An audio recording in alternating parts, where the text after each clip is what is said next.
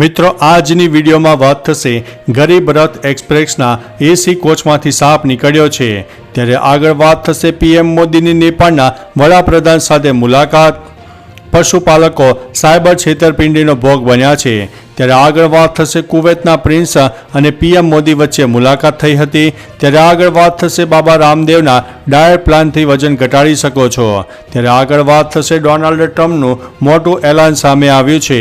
આગળ વાત થશે 10 દિવસમાં ડેન્ગ્યુના 2650થી વધુ કેસ નોંધાયા છે ત્યારે વાત થશે લિફ્ટમાં ફસાયેલા 16 લોકોનું દિલ ધડક રેસ્ક્યુ કરવામાં આવ્યું હતું વાત હતી સુરતની ત્યારે આગળ વાત થશે બિહારમાં વધુ એક પુલ પડી ગયો છે અફરાતફરીનો માહોલ છે ત્યારે આગળ વાત થશે આતિશીએ કેજરીવાલની ખુરશી ખાલી રાખી છે આગળ વાત થશે સોનાના ભાવ ઓલ ટાઈમ હાઈ ઉપર પહોંચ્યા છે ચાંદીમાં ઘટાડો જોવા મળ્યો છે ત્યારે વાત થશે સુરતમાં રોગચાળો ફાટી નીકળ્યો છે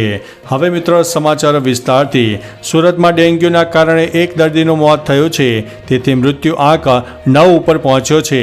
સુરત શહેરમાં શરદી ખાંસી અને તાવના કેસમાં ઉછાળો થયો છે 2 મહિનામાં તાવના શંકાસ્પદ 16,000 કેસ નોંધાયા છે ઓગસ્ટ અને સપ્ટેમ્બરમાં મેલેરિયાના 85 કેસ નોંધાયા છે ડેન્ગ્યુના 49 કેસ નોંધાયા છે સુરતમાં 686 જેટલી ટીમ સર્વેમાં જોડાઈ ગઈ છે સપ્ટેમ્બરમાં 13 લાખ ઘરોનો સર્વે કરવામાં આવ્યો હતો સુરતમાં 2 મહિનામાં 39 લાખનો દંડ પણ ફટકારવામાં આવ્યો છે મિત્રો અન્ય મહત્વના સમાચારની વાત કરીએ તો સોનાનો ભાવ ઓલ ટાઈમ હાઈ ઉપર પહોંચ્યો હતો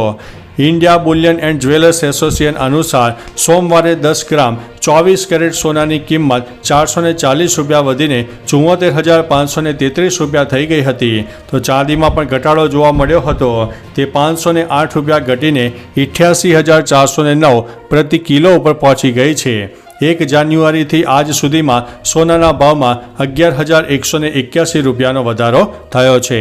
મિત્રો અન્ય મહત્વના સમાચારની વાત કરીએ તો દિલ્હીના નવા મુખ્યમંત્રી આતિશીએ ચાર્જ સંભાળી લીધો છે સોમવારે સીએમની ખુરશી સંભાળતી વખતે આતિશીએ કહ્યું હતું કે જે રીતે ભરતજીએ સિંહાસન પર પાદુકા રાખીને સત્તા સંભાળી હતી એ જ રીતે હું પણ સીએમની ખુરશી સંભાળીશ ખાસ વાત એ છે કે તેમની બાજુમાં એક ખાલી ખુરશી જોવા મળી આ ખુરશી કેજરીવાલની છે એટલે કે આતિશી ભલે સીએમ બન્યા પણ તેમના સર્વોચ્ચ નેતા કેજરીવાલ રહેશે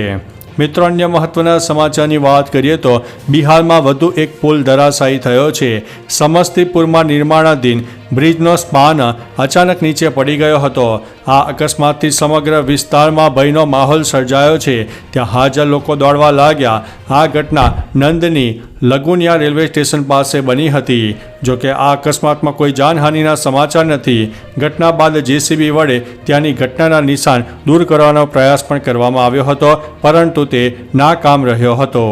મિત્રો અન્ય મહત્વના સમાચારની વાત કરીએ તો લિફ્ટમાં ફસાયેલા 16 લોકોનું દિલ ધડક રેસ્ક્યુ કરવામાં આવ્યું છે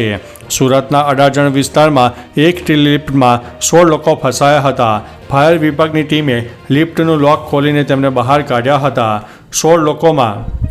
6 બાળકો 5 મહિલા સામેલ હતા તેઓ 25 મિનિટ સુધી લિફ્ટમાં ફસાયા હતા અડાજણ વિસ્તારમાં સ્ટાર બજારની સામે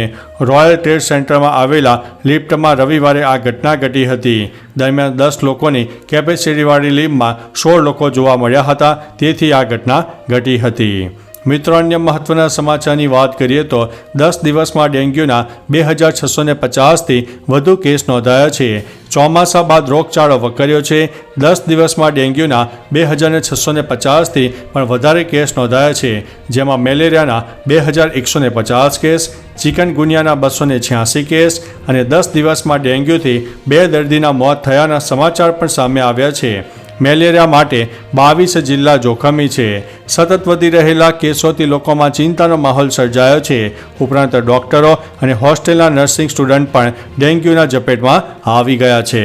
મિત્રો અન્ય મહત્વના સમાચારની વાત કરીએ તો ડોનાલ્ડ ટ્રમ્પનું મોટું એલાન અમેરિકામાં 5 નવેમ્બરના રોજ રાષ્ટ્રપતિ પદ માટે ચૂંટણીનું આયોજન છે તે પહેલાં રિપબ્લિકન ઉમેદવાર ડોનાલ્ડ ટ્રમ્પે એક વાતચીતમાં કહ્યું છે કે જો તેઓ આ ચૂંટણીમાં હારશે તો ત્યારબાદ અમેરિકાના રાષ્ટ્રપતિ પદ માટે ચૂંટણી નહીં લડે જો કે તેમને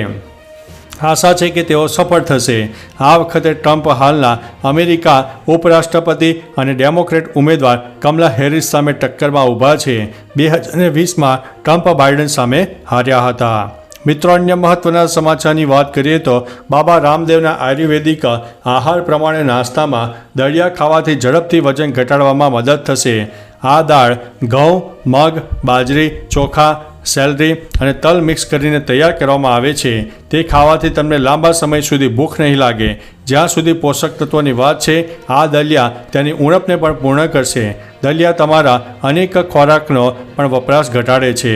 મિત્રો, અન્ય મહત્વના સમાચારની વાત કરીએ તો કુવૈતના પ્રિન્સ અને પીએમ મોદી વચ્ચે મુલાકાત. વડાપ્રધાન નરેન્દ્ર મોદી અમેરિકાના ન્યૂયોર્કમાં છે. કુવૈતના ક્રાઉન પ્રિન્સ શેખ સબા ખાલિદ અલ હમદ અલ સબાહે અમેરિકાના ન્યૂયોર્કમાં લોટ્ટે ન્યૂયોર્ક પેલેસમાં હોટલમાં વડાપ્રધાન નરેન્દ્રભાઈ મોદીને મળ્યા હતા. ઉપરાંત બંને વચ્ચે દ્વિપક્ષીય બેઠકનું પણ આયોજન થયું હતું, જેમાં વિવિધ વિષયો ઉપર ચર્ચા પણ કરવામાં આવી હતી. મિત્રો, અન્ય મહત્વના સમાચારની વાત કરીએ તો બનાસકાંઠામાં ખેડૂતો સાથે મોબાઈલમાં પીએમ કિસાન યોજનાની લિંક મૂકીને ગઠિયાઓ દ્વારા ઓનલાઈન છેતરપિંડી આચરવામાં આવી છે. વડગામ સહિત જુદી જુદી દૂધ મંડળીના 1.5 લાખ ઉપરાંત પશુપાલકો સુધી આ લિંક પહોંચી છે, જેમાં વડગામ તાલુકાના સકલાના 3 અને મુમનવાસના 2 પશુપાલકના 3.84 લાખ રૂપિયા ઉપડી ગયા હોવાનું સામે આવ્યું છે, જેની ફરિયાદ સાયબર ક્રાઇમમાં કરવામાં આવી છે. મિત્રો, અન્ય મહત્વના સમાચારની વાત કરીએ તો વડાપ્રધાન નરેન્દ્ર મોદી ન્યૂયોર્કમાં નેપાળના વડાપ્રધાન કેપી શર્મા ઓલીને મળ્યા હતા. બંને નેતાઓએ વર્ષો જૂની બહુપક્ષીય અને વિસ્તરી રહેલા ભારત નેપાળ ભાગીદારીના તમામ ક્ષેત્રોમાં સહકારને મજબૂત કરવા પરસ્પર હિતના મુદ્દાઓ પર ચર્ચા કરી હતી. ઉલ્લેખનીય છે કે વડાપ્રધાન નરેન્દ્ર મોદી યુએન જનરલ એસેમ્બલીમાં ભાગ લેવા માટે ન્યૂયોર્ક પહોંચ્યા છે. મિત્રો, અન્ય મહત્વના સમાચારની વાત કરીએ તો ગરીબ રથ એક્સપ્રેસના એસી કોચમાંથી સાપ નીકળ્યો છે. જબલપુરથી મુંબઈ આવી રહેલી ગરીબ રથ એક્સપ્રેસમાં સાપ જોવા મળ્યો હતો. ટ્રેન કસારા રેલવે સ્ટેશન પર પહોંચી હતી, ત્યારે કોચ નંબર G17માં સીટની નીચે 5 ફૂટ લાંબો સાપ અચાનક બહાર આવતા યાત્રીઓ ગભરાઈ ગયા હતા. જોકે સદનસીબે આ ઘટનામાં સાપે કોઈ નુકસાન પહોંચાડ્યું ન હતું. જોકે ટ્રેન સ્ટાફે તાત્કાલિક કાર્યવાહી કરીને આ ઘટનાની નોંધ લઈને આ કોચને ટ્રેનથી અલગ કરી દેવામાં આવ્યો હતો. તો ચાલો મિત્રો, ફરીથી દેશ અને દુનિયાના સુપરફાસ્ટ સમાચાર લઈને મળતા રહીશું. ત્યાં સુધી અમને રજા આપશો. નમસ્તે.